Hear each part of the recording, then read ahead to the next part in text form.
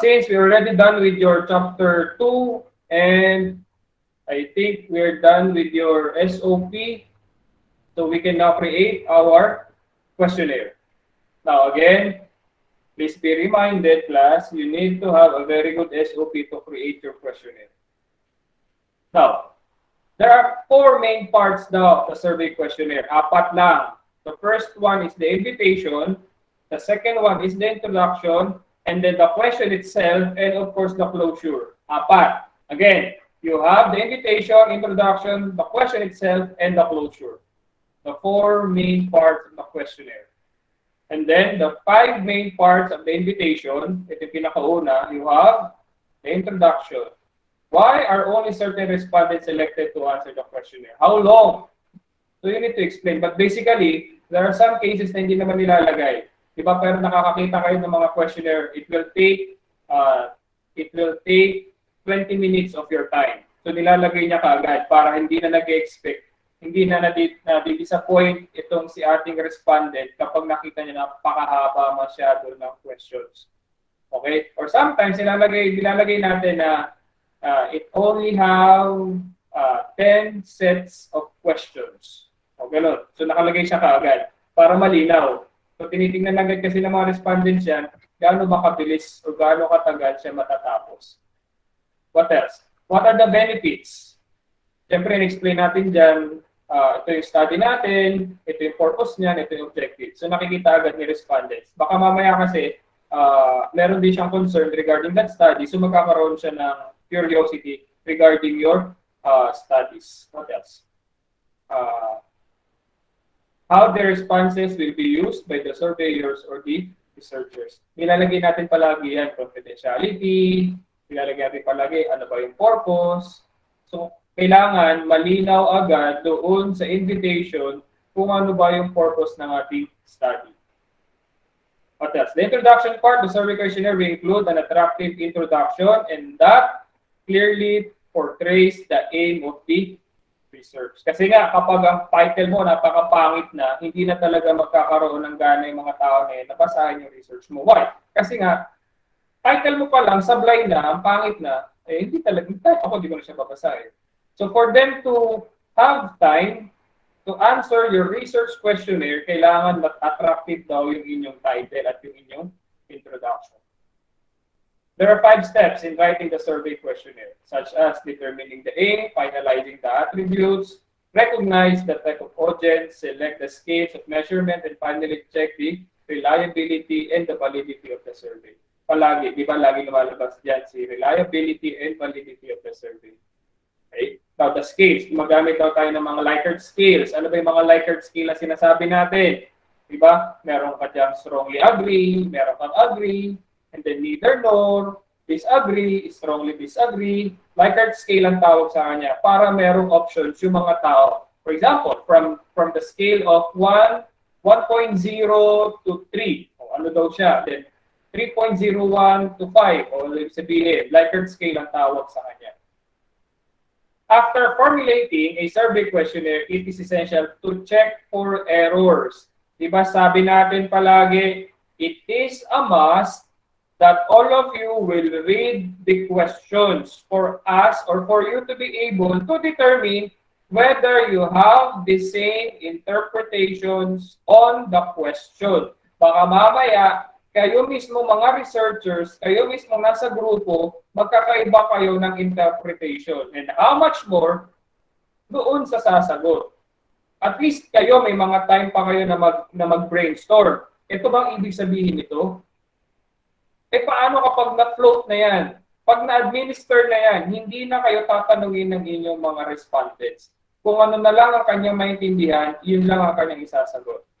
So again, you need to check for errors. Random errors are responsible for the decreased reliability of the survey, and it happens when the questions are poorly structured or presented in an accurate way. Kasi di ba, for example, sinabi natin, which among the factors greatly affect the performance of the students during pandemic? Nagbigay ka ng 10 options. Ano ba yan?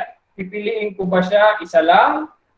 Pipili ba ako ng 3? Pipili ba ako ng 5? O paano kapag lahat sila ay naging factors? para sa aking performance.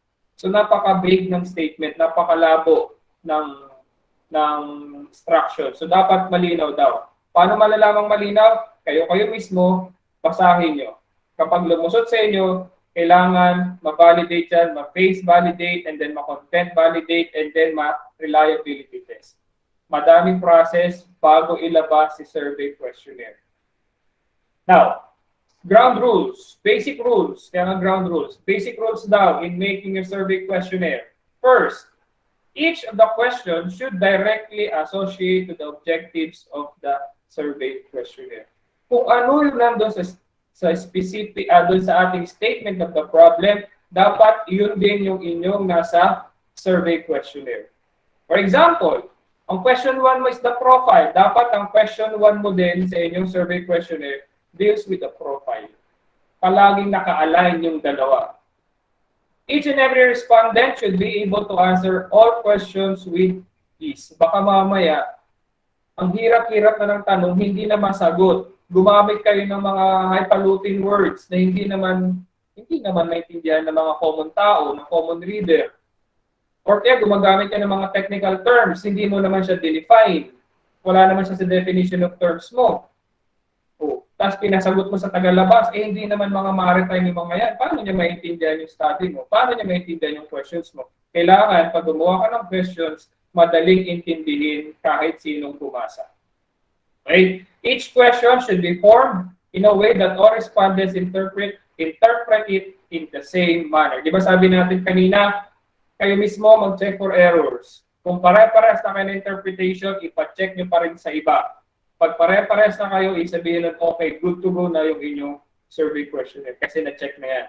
Dapat pare-parehas tayo ng interpretations. Okay? Each question should give answer to what you need to know, not would be preferable to know. Kasi di ba sinasabi natin sometimes, ang research medyo may pagka-bias yan. Why? Kasi sinasabi natin, pinapakita natin palagi kung ano yung gusto nating lumabas. But then the research daw, the questionnaire daw palagi hindi ganyan. Dapat ang survey questionnaire kung ano yung gusto, kung ano dapat ang lumabas, hindi kung ano yung gusto mong lumabas. Example, advantages of using cellphone. Napaka-leading ng statement. The advantages of using cellphone in the academy. Diba? Alam niyo naman na bawal. Eh bakit kapag gumawa ng study? Alam niyo naman may policy. Bakit kapag gagawa ng study? O, taka bakit advantages lang ang dinidiscuss mo? Bakit hindi mo i-discuss disadvantages? Kasi you are gearing to one answer. Ang tawag doon, ito yung bias. Kung ano gusto mong palabasin, doon ka lang gumagawa ng questions. Clear tayo? Susundan pa? Ground rules? Yes, sir. Questions? Clarifications? Wala ba? None so far, sir. And so far, sir. Now, 7 tips. 7. In making your survey or your research questionnaire. 1. Focus on asking closed-ended questions. Ito may nagtanong, sir, okay lang po ba maglagay ako ng open-ended questions sa survey questionnaire? Okay lang, walang problema doon. But then, sinasuggest natin sa inyo, focus on asking closed-ended questions. Kasi yung closed-ended dyan, pipili lang naman siya dyan, ano ba yung sagot niya, ano ba yung interpretation niya, ano ang perception niya dyan, ano ang feelings niya dyan. Strongly agree ba siya o nag-disagree pa siya? Closed-ended ang tawag doon. Pag sinabi natin open-ended, ito yung mga why do you think that patay. Mahihirapan ka dyan mag-interpret. Mahihirapan ka ngayon kasi kapag okay lang yon. Kung marunong kang gumawa ng qualitative, kung marunong ka mag-interpret in a qualitative way. Kasi may mga ginagamit na rin sa physical tour para doon sa qualitative design natin. Kaya lang, kung hindi ka pa ganun ka-expert, doon ka muna sa closed-ended. Okay? In general, when writing a survey, you should try not to ask more than 2 open-ended questions per survey or poll. So, dalawa lang daw, as much as possible, 2-ended questions lang. Kapag ginagamit ang 2-ended questions, kasi nga, open-ended questions, kasi there are some cases na yung options, wala naman, yung gusto ng sagot ng tao, wala naman doon sa options mo. So, pwede ka rin doon. Kaya lang, nililimit lang natin para at least hindi tayo mahirapan pare-parehas. Okay? Now, and if possible daw, Put them on a separate page at the end. Nandun siya palagi. Any suggestions or comments, open-ended na tawag doon. Diba sa pinakadulo, nilalagay natin palagi any comments or suggestions regarding the study. At least isa lang. Yun lang i-interpret mo. O, ano ba yung mga common suggestions? Bibilangin ulit natin. O ano ba yung suggestions sila? Implement si ganito, si ganito. Madali lang siya mag-interpret. Nasundan, class? Yes, sir. Malinaw? Yes, sir. Sige. What else? Keep your survey questions neutral. Putting an opinion in your questions prompt or leading questions ang tawag natin can influence respondents to answer in a way that doesn't reflect how they really feel. Meron ka mga leading statement. Okay? Example, sabi niya, we think our customer service representatives are really awesome. How awesome do you think they are? Napaka-leading ng statement, di ba? Nagbigay na siya ng statement. Nagbigay na siya ng service representatives are really awesome. Tapos tatanungin mo how awesome.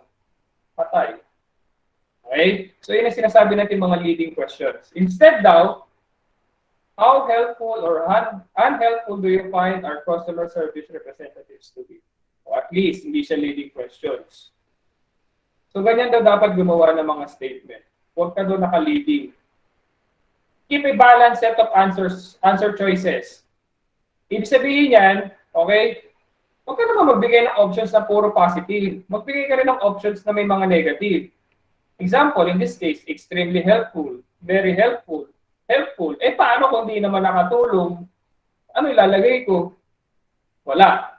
Kasi wala dun sa options mo, wala dun sa scale na ginamit mo. Instead, maglagay ka daw ng unhelpful or very unhelpful. At least, merong option si respondent mo na pumili. Ano pa talaga yung gusto niya sabihin? Balance on the set of choices. Yun daw yung nilalagay natin. Don't ask for two things at once. Double-barreled question ang tawag dyan. Pinagsama mo sa isang statement yung dalawang questions. For example, how would you rate our customer service and product reliability? Ano ba una ko i-rate? Yung customer service ba o product reliability? Double-barrel question yan. Nakakalito yan.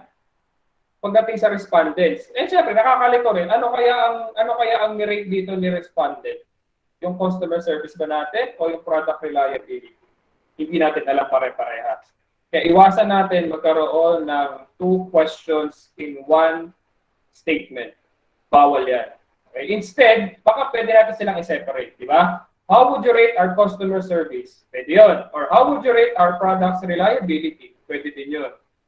So, dalawang questions na sila ngayon. Malinaw na sa respondents. Malinaw na rin sa researchers kung ano yung ni-rate ba nila dyan. Customer service ba? O yung product's reliability? Nakakasunod pa rin? Nakakasunod, class? Yes, sir. Yes, sir. Yes, sir. Malinaw pa rin tayo, ha? Sige.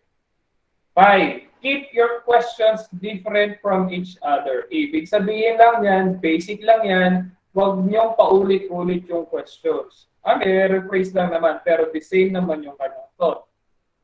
Kasi sobrang hirap mag-construct ng questions. Correct. Pero kayo, lumagay din kayo sa situation ng respondents na kayo nagsumasagot, halos pare-parehas lang naman yung content. Medyo nakakairita din yung mga ganyan sumagot. Nga, pag nangyari ngayon yan, ano nangyayari? Pag ginawa nyo to, ano palang nangyayari? Nawawala na ng gana ngayon yung mga respondents. So, pare-parehas lang naman. Huwag na natin sagutan yan. Hindi natin babasahin yan. Sige, 5, 5, 5, 5, 5, 5, 5 na yan. Hindi natin tinignan kung ano ba yung questions.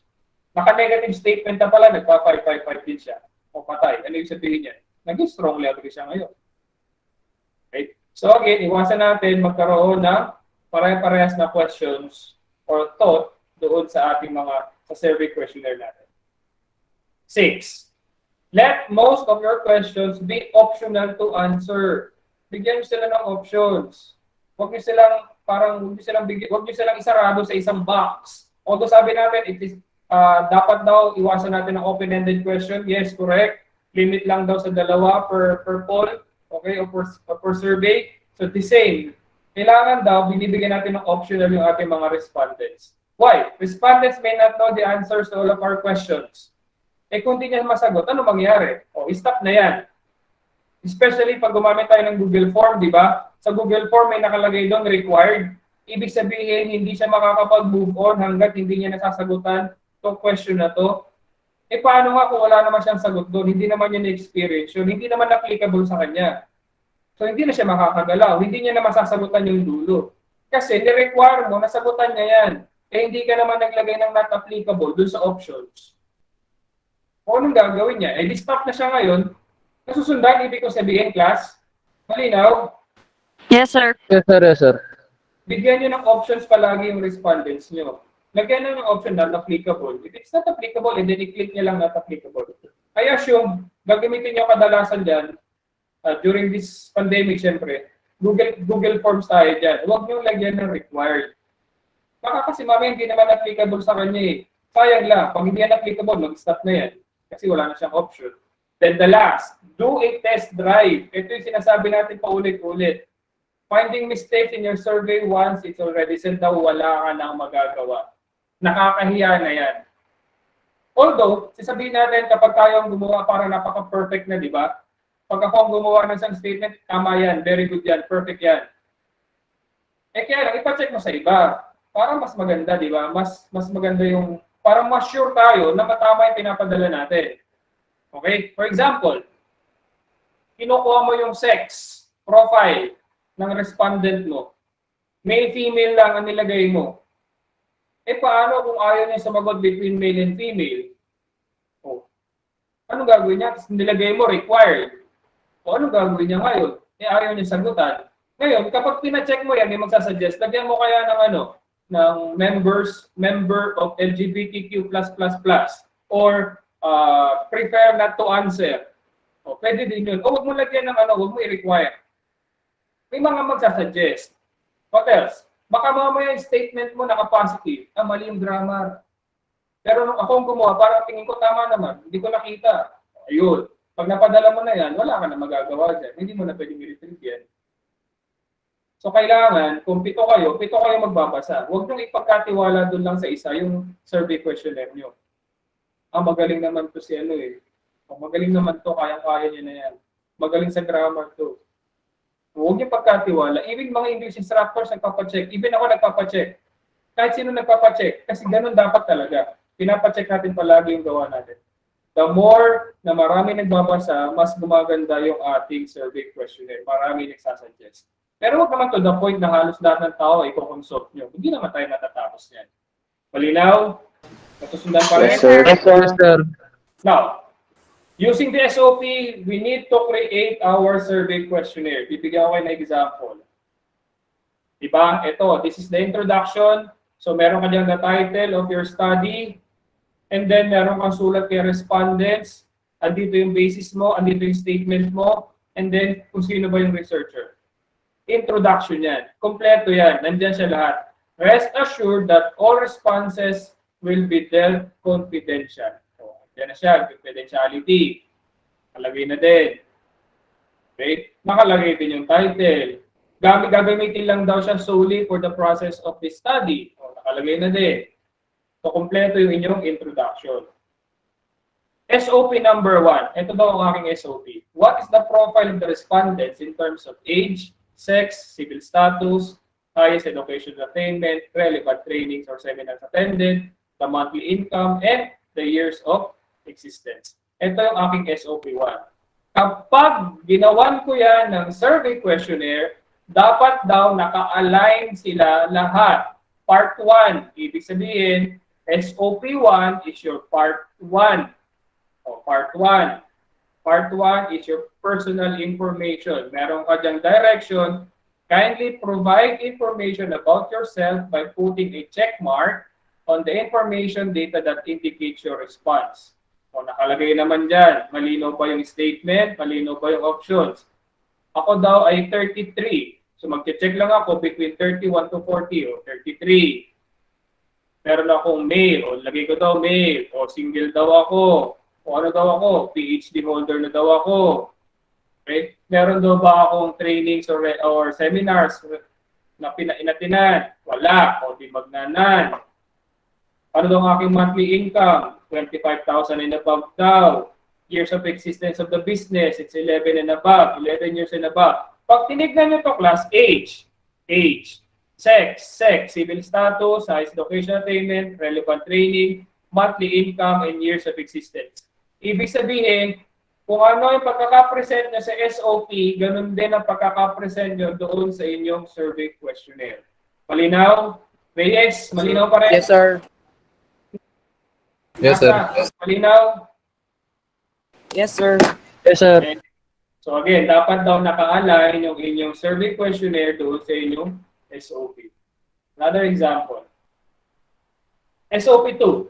So basically, kung SOP 2 yan, lalabas sa akin is part 2. What is the operational productivity in the small and medium-sized enterprise be described in terms of tatlo?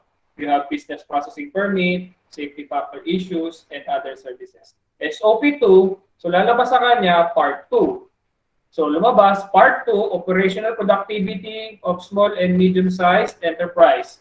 Operational productivity in small and medium enterprise. So parehas. And then dito meron na akong Likert scale. Ano ba ibig sabihin ng 1, 2, 3, 4, 5 na yan? Ay, ito ang ibig sabihin yan. Very large extent daw, large extent, neutral, small extent, or very small extent. The same, yung 2.1 ko, di ba 2 yan? Part 2, then the 2.1 is the business permit processing issues. Parehas na parehas yung kanyang title. So, hindi maliligaw yung titingin. Okay? Now, pag tinignan mo yung mga statement, streamline procedures for business licenses and permits. Person in charge are approachable to the applicants. Except, pag pumunta naman ako po dun sa barangay or sa munisipyo, hindi naman po approachable yung mga tao. Correct. Hindi naman lahat ng tao approachable. Okay? But then, positive ang statement niyan. Paano kung di siya approachable? Di gagawin mo, iwawan mo siya. Di ba? Very small extent siya. Parang ganun.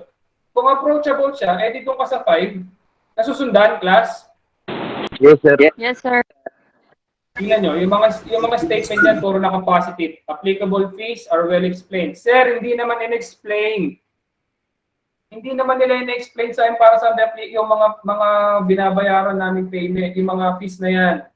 Hindi, wala. Basta binigay lang sa amin, ito ang resibo mo, ito ang bayaran mo. Balik ka sa akin pag nabayaran mo na. O ganun lang po wala tayong magagawa dyan. Ano gagawin mo? Hindi mag-rank ka ng 1, hindi. Ibig sabihin, wala. Issue yan, di ba? Issue talaga sa kanya yan. What else? Comprehensive and uniform checklist is provided, di ba? Puro positive ang kanyang statement. Huwag kayo maglalagay ng mga negative statement. And the worst is, huwag niyong pagsasamahin si positive statement at si negative statement. Mahihirapan tayo mag-interpret yan. Mahihirapan tayo mag-stop. So meron tayong, di ba yung SOP number 2.2 natin, safety factor issues and other services. Pag tinignan mo yan, safety factor issues din. And, di ba? Business permit. Parehas. So meron kang safety factor issues in the area, safety factor issues in the area. Parehas. Street lighting is provided. Visibility of traffic enforcers or policemen in the area. Wala kang police, di mabuhan ka. At least alam mo kung saan ka mababa. Alam mo kung ano yung mga issues. Alam mo ano yung mga concerns. Yan yung mga yan. Okay? SOP number 3. So, i-assume ko yung SOP number 3, this will be your part 3. Part 3, di ba? Lumabas pa rin. Part 3 daw, the tax-related factor issues. So, tax-related factor issues of small, medium enterprise, related, blah, blah, blah. Parehas pa rin yung title. And then, yung 3.1, you have the tax incentives and considerations. You have here the tax incentives and considerations. Parehas. Kailan nagkamali? Sorry, mali itong EBCD. Should be 1, 2, 3, 4, 5. So, parehas. Kasi may label dito kanina yun. Okay? So, ngayon kasi class, kapag gumawa kayo ng survey questionnaire, kung ano yung nandoon sa inyong SOP, yun ang gagawa natin ng survey questionnaire. Dapat naka-align sila pare-parehas. Para walang masasabi si panel na hindi naka-align yung survey questionnaire nyo at yung inyong SOP. Marketing assistance, LGU grants and appropriation, So, ganun. And then sa dulo, kailangan meron kang closing. Thank you very much for your time and effort. Diba? Isa sa mga requirements yan, 4 parts of the survey questionnaire. Kailangan meron kang closing. Thank you ka naman. Questions regarding your survey questionnaire. Questions, clarifications. Sir, I have questions, sir, regarding the creation of the options for the survey questionnaire, sir. Sige. If we were to put, sir, like for example, not applicable in our questionnaire survey, sir, will it heavily affect the results of our research, sir? Yes. Especially for our topic, sir, because it's a bit like maybe some respondents may be a bit sensitive with our questionnaire, sir. Makaka-apekto kasi not applicable sa survey questionnaire. Malaking bagay yan. Kasi mawawalan siya ng score. Masi-zero siya doon. Para doon. Then, sir, is it still up to us, sir, if we would put the option of not applicable in our survey? I suggest, instead of putting not applicable, huwag nyo na lang silang i-require na sagutan. Diba dun sa Google form na gagamitin natin, it's either you put required or not, di ba? Kapag may asterisk yun, required yun, di ba, nasagutan. Huwag nyo na lang ganunan. Yes, sir. Nasagot? Ito, Flores ka? Yes, sir. Nasagot ang question? Yes, sir. It was answered, sir. Okay. Thank you. O, sino pa? May question? Kailangan gawin natin to. Kiran, question? Sir, none so far, sir. None. Clear tayo? Kiran? Yes, sir. Butalon, question? Sir, none so far, sir. None. O, any clarifications? So again, dapat yung inyong SOP ay ayos na. Pag hindi pa ayos yung SOP nyo, hindi kayo makakagawa ng inyong survey questionnaire. Yung kaninang kipidad, medyo okay na yung kanya. The rest, hindi ko nakita yung iba. So dapat, sundan natin yung pattern, yung format, paano gumawa ng survey questionnaire. Then nakita nyo naman sa examples kanina kung paano gumawa, di ba? Part 1, Part 2, Part 3, Part 4, and then the closing. The last part. Sir, first class sa Binorio, sir. Sige. Sir, question with regards to the formulating the question, sir. For example, sir, we have an SOP of what is the level of understanding of the respondents in the seamanship practice mooring operations in terms of should we categorize also, sir, the SOP, for example, 1.1 general knowledge, 1.2 safety awareness, and 1.3 practical skills, and so on. And Yes. if we are going to categorize our questions, sir, should be also done that way, sir. The same with the SOP, sir. Yes, dapat. Ganun. Mas madali kasi ma-measure. Kasi kapag naka-generalize yung statement mo, mahihirapan kayo mag-measure. Unlike kapag inisa-isa mo yan, mas specific na yung inyong mga questions. Mas madali kayo mag-measure. Tama yan? Okay, sir. Thank you. Okay, thank you. Sino pa? May questions? Kaya nang gumawa ng survey questionnaire? Sir, first class sa Binorio, sir. Sige. Sir, we already have our sample questions, sir. Who will be the one who check it first, sir? Pag meron na kayo survey questionnaire, ang pinakauna magche-check niyan, kayo. Kayo. Magbasahan kayo ng survey questionnaire nyo. Tama na ba yung pagkakakonstruct, the format, the grammar, tama na ba? Ngayon, kapag sa tingin nyo okay na, ipa-check nyo na yan sa akin or doon sa ibang mag-validate ng inyong questionnaire. Ilan ulit ang mag-validate? 3, sir. 3, sir. At least 3 ang mag-validate ng inyong survey questionnaire. O, ako na yung isa. Bago nyo ilabas yan, bago nyo ipakita yan sa ibang mag-validate, ipakita nyo muna sa akin. Pag binigay nyo sa akin yan, dapat kasama si SOP at sa inyong survey questionnaire. Kasi chinecheck ang alignment niyan. Okay, sir. Copy, sir. Ako muna una. Para hindi lumabas na pangit yung gawa nyo. O ano pa? Ayusin muna natin bago natin ilabas. San Juan. Sir, follow-up question, sir. Sige. Kaya, as you have mentioned a while ago, sir, that it should be in line with the SOP, sir.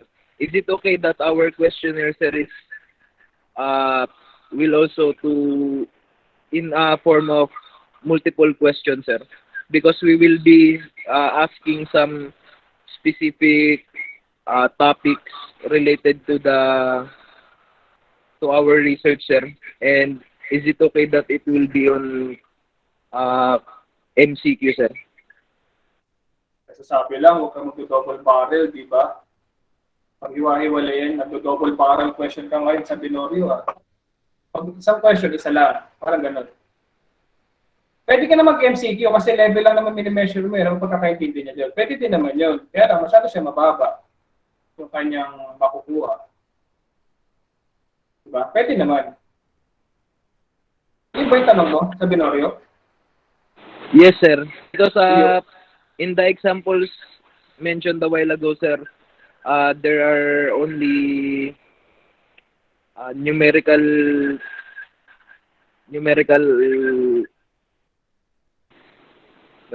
something about like that, sir, very excellent or 1, 2, 3, 4, 5. There are scaling, sir.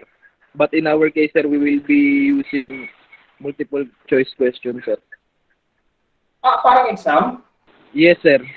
Ano bang minimeasure mo? The level of Level of understanding, sir. Pwede naman yun. Wala namang problema doon. Lalabas kasi sa'yo doon,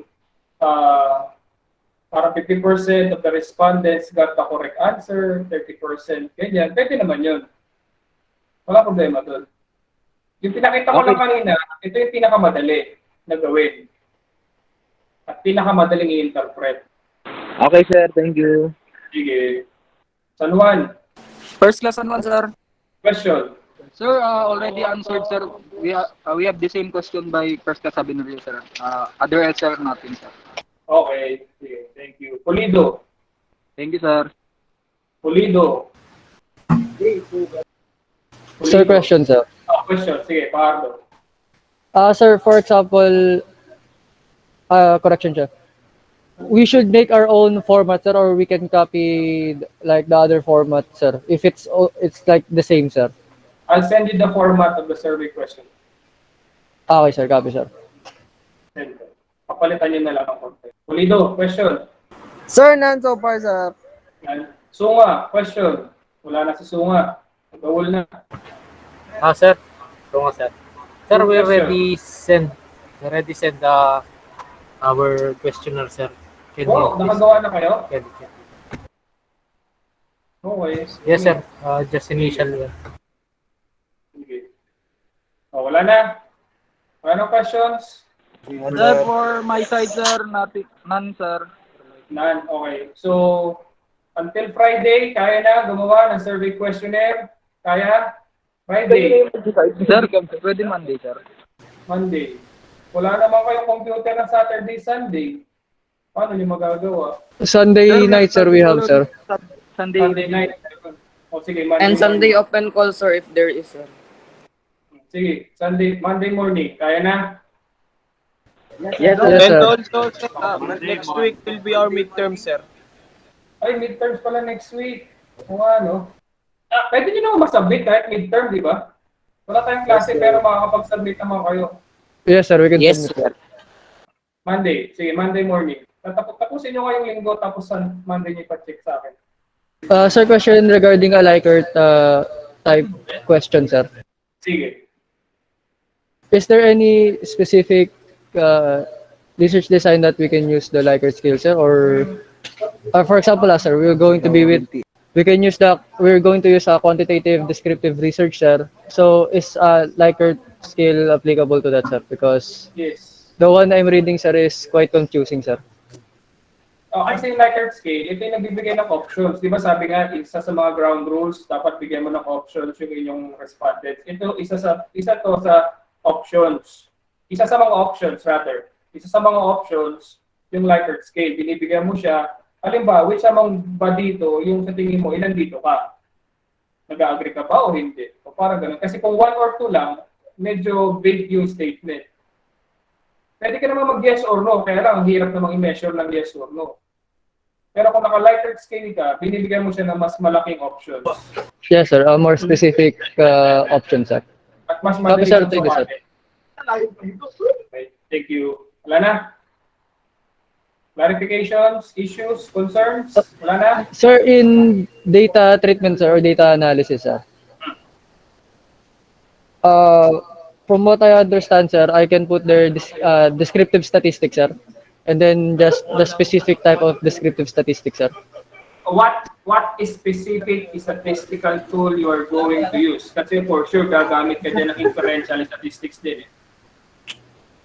So you can use inferential statistics, sir, on a total population, sir.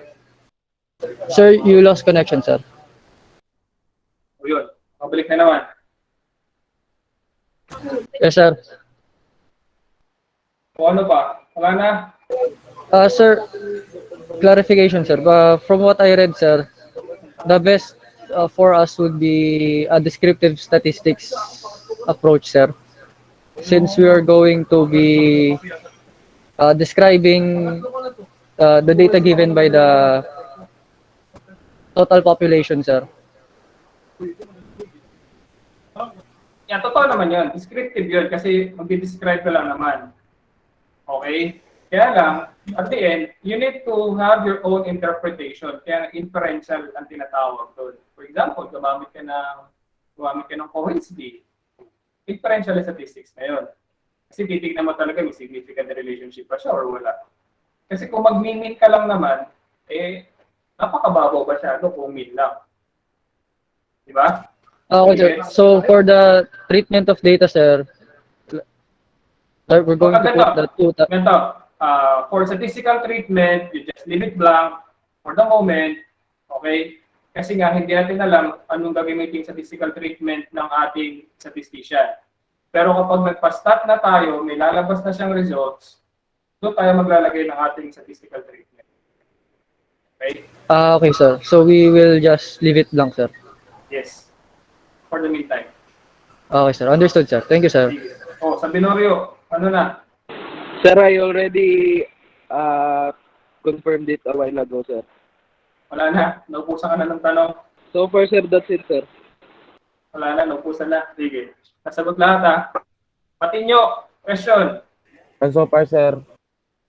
And so far. Ayos. Clear tayo? Yes, Yes, sir. sir. So Crystal, far, clear, sir. sir. Pwede ko na kayong iwan? Pwede na? If you want, sir. Sir, happy Teacher's Day, sir. It's up to you, sir. Sakit Very naman hard yan. question. Teacher's Day, sir.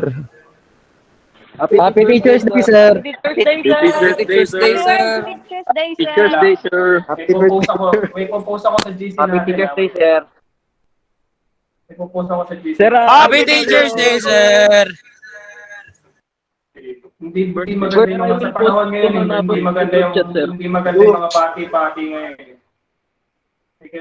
Sir, saka na yung shot glass niya, sir, from other country, sir. Shot glass, nakaparko ka na. Wala pa yung shot glass namin. Hindi naman Sir, will bibigay, post sir. something in our group chat, sir. There is someone who will greet you, sir.